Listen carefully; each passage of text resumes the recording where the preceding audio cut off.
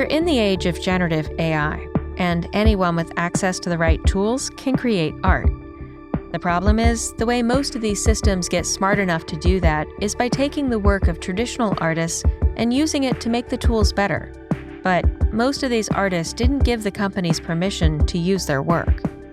The battle over what's inside AI models is just getting started. From copyright to privacy, these questions won't be settled anytime soon. And now, people are starting to use AI to fight back against AI.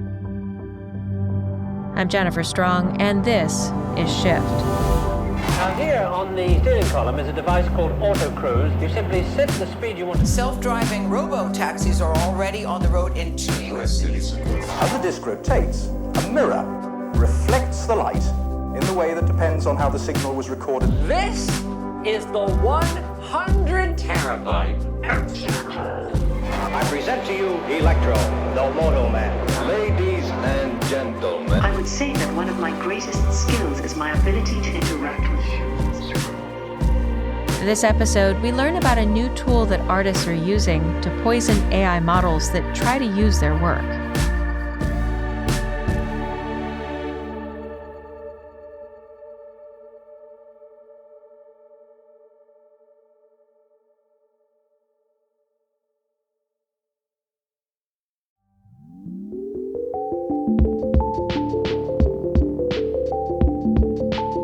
Is this the Napster moment of AI, where just like Napster came out, it was a free-for-all, everybody could download stuff, they were accused of music piracy, and that free-for-all mentality was shut down, and what we had instead was the iTunes store, where you actually paid for MP3s. Hey, I am Carl Franzen, I'm head of news at VentureBeat. Nightshade is a new tool from a team of researchers at the University of Chicago Computer Science Department. The lead researcher and professor of the project is a gentleman named Ben Zhao. It's part of their ongoing work to basically balance the asymmetry that they see between AI companies taking a bunch of data off the internet and using that to train their models without the express consent and permission of the people who posted that data. So Nightshade is the latest version of their kind of, I guess, defensive, or in this case, they say it's actually an offensive measure that artists can take. And it shouldn't really change it for the human eye. It's specifically designed to confuse an AI algorithm. So the artists that have this tool, this Nightshade shading applied to it, those artworks will confuse the AI algorithm and make it think that it's seeing something that isn't there.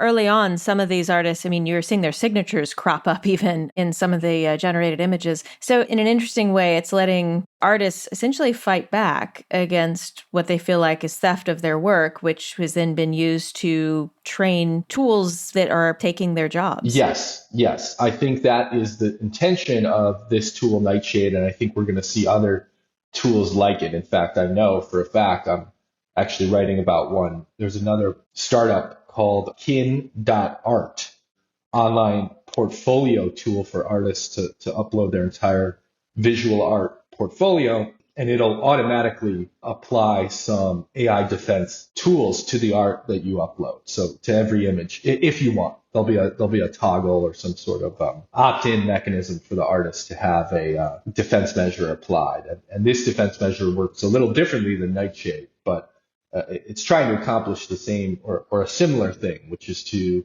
have the artists have more control over their work that they post online. Because I think in a lot of ways, for me, when I look at this issue and think of this issue, I use AI art generation tools. I use Midjourney for fun and also for work. We use it to create header artwork for articles on VentureBeat. So I'm not, it's not like I'm an entirely neutral observer in this whole debate. Like I'm using these tools that are available and that artists believe were trained on their work without proper authorization, compensation, or consent. And so me even covering this stuff, and I think for all of us that are trying to understand these tools and potentially even explore using them. Absolutely. We use generative AI to create episode art for this show that you're listening to right now. But there are tools, there are ways, and I feel like we're in a messy time right now, but I do believe this is going to get better. And there are tools, I'm thinking from Adobe, et cetera, that don't use copyrighted work. Yes, that's true. Adobe offers Firefly, which is kind of the umbrella term for a lot of its generative AI tools. I believe Firefly is also what powers generative fill in Photoshop. And there's also a standalone like Firefly image generation program. Regardless, even in that case, we've reported, and my colleague Sharon Goldman, who's excellent AI reporter, she's reported on the fact that even in that case, yes, Adobe says that it trained its tool on images that it has license to, but a number of the creators who provided imagery from which the Firefly tool was trained, they have objected to it because they say, yes, technically Adobe licensed these images from us to use as they see fit, but we didn't know, when we were uploading these years ago that it would be used in this way. I've had similar conversations with Susan Bennett and other voice actors who became the early voices of whether it's Siri in her case or others. For sure, everyone had rights to use their voice in whatever way they saw fit, but they had no idea they would eventually become globally famous for their voices as voice assistants. Exactly. And interestingly, Nick Cage, the actor, Nicolas Cage, recently I saw a video saying that he had done a bunch of motion capture work for The Flash, the new Flash movie that was pretty widely criticized and derided, and had a bunch of cameos from living and dead actors. And so the cameo that featured him was kind of cited by some people as a particularly egregious one. And he was asked about that, and he said that the prompt that they had given him or the instructions were, look very tragic at a universe being destroyed and how that would make you feel if you were the character of Superman in this case. And so he did that, and then his image was used in a completely different fashion where he was battling a giant spider instead of seeing this tragic moment unfold. So, again, it's like, it's not even just the small time creators who are experiencing this. It's big name Hollywood actors who are brought in under one pretense, and then their likeness, or in this case, their work product, their acting performance is used in a completely different way, thanks to AI and the fact that AI can apply these like pretty vivid, realistic transformations and still, keep the likeness or the style of the original source material. Well, battles over web scraping have been playing out for decades, right? On the one hand, it's what's enabled all kinds of public research. It's what lets us have price comparison websites and restaurant reviews and all kinds of other things. It's what lets us have Google, not to interrupt, but to me, that's the big comparison, and some would say that's crawling, not scraping. But as Google has moved forward and started to produce snippets of information, they're clearly copying and pasting from the website to produce a snippet of what you see as the search result. Well, absolutely. I mean, and all the way through to more controversial things like Clearview AI scraping, hoovering up all of the images off of social media to create face recognition platforms for police and others. Are there other examples, though, that you can think of poison pills? This is the first one that I've heard of. No, yeah, I can't think of any off the top of my head that work quite like this. I think in the past, most people who objected to web scraping kind of tried to put up a paywall. Or the other thing is, the AI companies say they have opt-outs. OpenAI has an opt-out, basically some code that you can add to your own website or page. And OpenAI says it'll look at that code and not scrape it.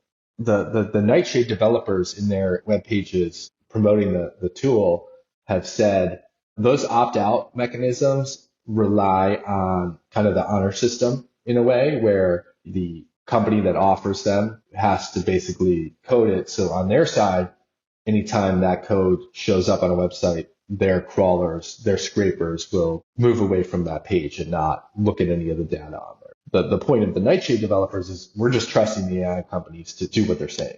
And so they're, I wouldn't say skeptical or distrustful, but they note that is not something that the user can actually directly control themselves. It's up to the AI company to honor that bit of code.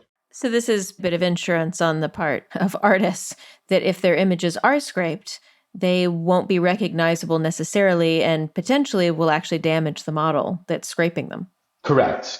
Yes. And so that's where this tool itself is controversial among proponents of AI, because it's not just shielding the artist's artwork from the AI model like some other tools like this kin.art that I mentioned. Nightshade works differently in the sense that it presents it as though it's a real authentic image, but it's an image of something else other than what's actually there. So the AI begins to learn. The example they use is instead of a cow in this picture, it's been shaded using Nightshade to appear like a handbag to the AI algorithm. And the more images that are shaded in that way, the more the AI tool starts to associate the words cow with a purse. And so and the developers have done studies where they say, I think only a couple images are enough to start to throw the resulting model off. They tried with stable diffusion, which is a very popular diffusion model for these image generators. And so even a couple are enough to start throwing the generations off, so that when a user asks for something, the model spits out something that's not quite right. I mean, essentially, we've been treating data that comes without consent as free. And so in a way, this builds a cost into that free data. Correct. And so the cost would be that the model suffers as a result of scraping and the accuracy load. I don't know what price you could quantify on that cost, but the cost is simply that it works less well than it did before. And it's very hard to isolate those images. In fact, I don't know of any way right now that an AI algorithm developer could look at an image and say, this one's been shaded, unless it was announced as such. And that's something that the Nightshade developers actually call out on their webpage, where you can download it from their Glaze project website in the University of Chicago, where they say, if you're using this tool, don't tell people, because the model developers can then ignore it and factor that data out. If your whole goal is to try and impose this cost on them, you want them essentially to scrape images that have been shaded so that it starts to throw their algorithms off and they think twice about doing this in the manner that they have. So what do you expect to watch for going forward with this? I did ask the Glaze and Nightshade team about if they've got any outreach from any of the generative AI image companies. We haven't seen any response from them. I am curious what their response will be. We have seen some complaints and even referenced them in our coverage of fans and users of art generators saying, Nightshade's basically a cyber attack. It's basically this idea of even the name, itself is suggestive of poisoning. You're messing something up. Poison is designed to kill or harm something. And so the fans of these AI art generators are saying, hey, wait a second, this is essentially malicious activity, and could be considered as kind of a cyber attack on these AI models. And if you believe that art scraping or data scraping of any kind is protected under fair use or protected under the longstanding policies and practices of the internet, then yes, this is a way of disrupting that. So I am curious to see if the AI art companies that make these models, what, if any, their response will be to them. We've seen a tremendous amount of demand for these defense mechanisms, like Nightshade in particular. I think that the only thing that can really stop this is some sort of court litigation. And so that's kind of like the other thing that's in the background, right? A lot of the people who are big fans of Nightshade, Kelly McKiernan is an artist who's one of the lead plaintiffs of a class action lawsuit, copyright infringement lawsuit against Midjourney and Stability AI, which made the stable diffusion algorithm, and actually an AI video company called Runway that we've written a lot about in New York.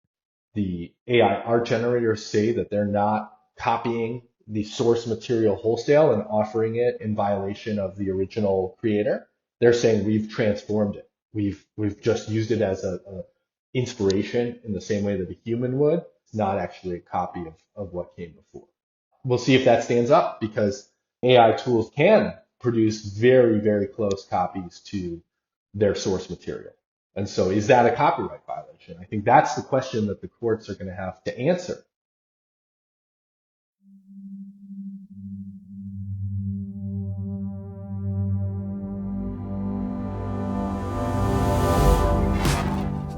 This episode was produced by me and Emma Cillekens and mixed by Garret Lang, with original music from him and Jacob Gorski. Thanks for listening. I'm Jennifer Strong.